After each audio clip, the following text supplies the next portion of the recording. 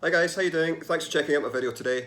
So I'm going to be talking about how to stay motivated when it comes to nutrition, okay? This is going to be part two. I did a part one on how to stay motivated with training. So if you did miss that, I'll link it down in the description below, okay? So the most important factor when it comes to achieving results is going to be your nutrition. It's going to be how you eat, okay?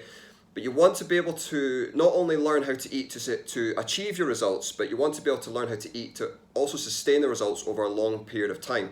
So that's what I'm going to be talking about today. I'm going to give you my preferred way on how you can eat to achieve your results, but also, like I said, to sustain the results over time. It's got to be, you've got to be able to create an effortless nutrition plan, something that you can, like I say, easily sustain over time, because if it's not effortless and it does feel like an effort, then it's likely that you will crack eventually and fall back into your old bad habits. So the first thing that people do when they want to have a weight loss goal is that they say that they're going to go on a diet. Okay, this is for me, it's a really bad word. Diet usually means something that's just going to be temporary. Okay, so what that would then mean is your results are only going to be temporary. Diets are for, it's a huge change for a lot of people, and usually these can't be sustained over time. Okay, so I'm not a big fan of the word diet. I think it's more important to create a nutrition plan, a sustainable nutrition plan that you, like I said before, you can sustain over a lifetime. So try not to use the word diet. Also, it's not a good idea, in my opinion, to try what I would say would be a fad diet. There's so much on it. Online now about different diets that you can try to lose weight. You know, the keto diet, the intermittent fasting, Atkins diet, all these types of diets I don't believe are a good idea for most people. Now, don't get me wrong, when you do go on these diets, they do work. They do work initially. You're going to get really good results initially. But the problem with these diets is you're not going to be able to sustain them most of the time. You know, when people try and go into the Atkins diet, or when they try and cut out carbohydrates completely, say the first thing that they do, cut carbs out, 2 or 3 weeks, the weight's coming down, they get really excited about the results. More often than not, the people will then just eventually start craving those carbohydrates again and start eating them, okay?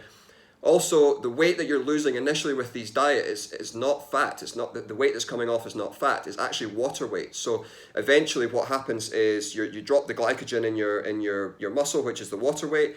When you start eating carbohydrates again, then your body just absorbs all that water again. You hold on to all that water, and your weight just comes shooting back up. So it's really important that you don't, in my opinion, you don't try these fad diets. It's about creating a balanced approach when it comes to nutrition. So you don't want to be skipping any food groups. You don't want to be skipping carbohydrates, fats, and certainly not protein, okay? So it's really important that you try and create a balanced approach when it comes to nutrition. So what do I mean by balanced? Basically, what I mean by balanced is you don't want to be skipping out any food groups, as mentioned. So fats and carbohydrates, don't be skipping them out. Keep them in. They are really essential for health.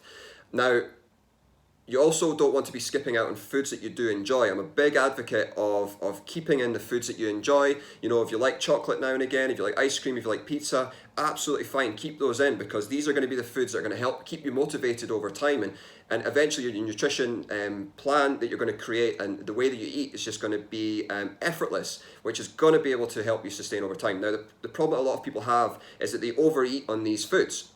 So it's about getting the balance right. Now, what I teach all of my clients is to work more towards what's called an 80-20 split. So you want to be focusing 80% of your nutrition on whole, unprocessed, healthy foods. And the other 20%, you can have the foods that you enjoy. Okay, the ice cream, the chocolate, the pizza, whatever it is, it's absolutely fine. Okay, it's really important that you don't beat yourself up when you do have these foods, or if you get invited out to an occasion, a birthday party.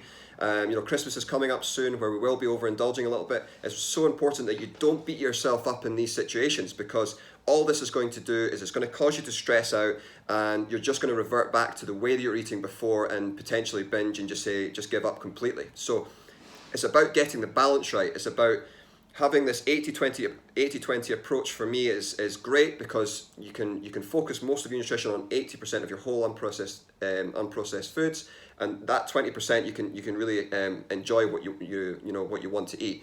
Balance in how you eat is going to be absolutely key for achieving results and sustaining them over time.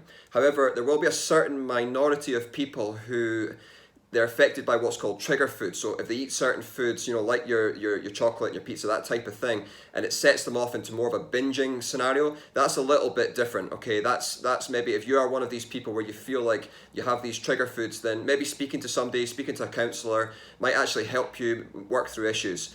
However, the majority of people will do really, really well on this 80-20 approach that I'm talking about. So if your diet right now maybe isn't great, you know, you're sort of, let's just say you're 100% just not eating well at all, then don't try and change it right to the other way, to an 80-20, 80% whole unprocessed, 20% foods that you enjoy. Don't try and change it up straight away. I would suggest that doing it slowly, okay? Try and just start introducing healthier foods into your nutrition plan and just do it over time, okay? Maybe start looking at trying to cook more of your own foods instead of having your frozen meals and your microwave meals, that type of thing. Just maybe once or twice a week, just slowly introducing healthier foods.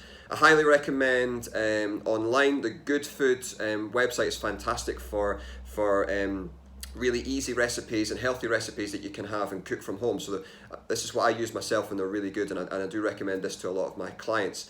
And this is going to be a really good way, as I said, just over time, just build up to it.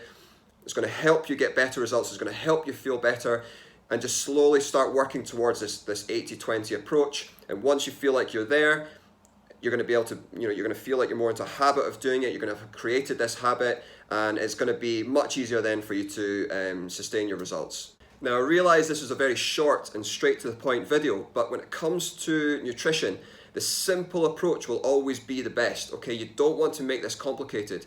This is the whole thing with diets. When people go on a diet, the fad diets I call them, that a lot of them are just so complicated and they can't be sustained over a long period of time. So you have to keep a simple approach when it comes to nutrition, and this is what's going to give you not only help you achieve the results, but keep the results over a long period of time, because you're going to be a happier person with the way that you eat, okay? I hope this makes sense. If you do have any questions, please drop them down below. I'll be happy to answer any questions that you have. If you did find the video helpful, please drop it a thumbs up. And if you haven't already, please subscribe to the channel and show your support. Thanks, guys.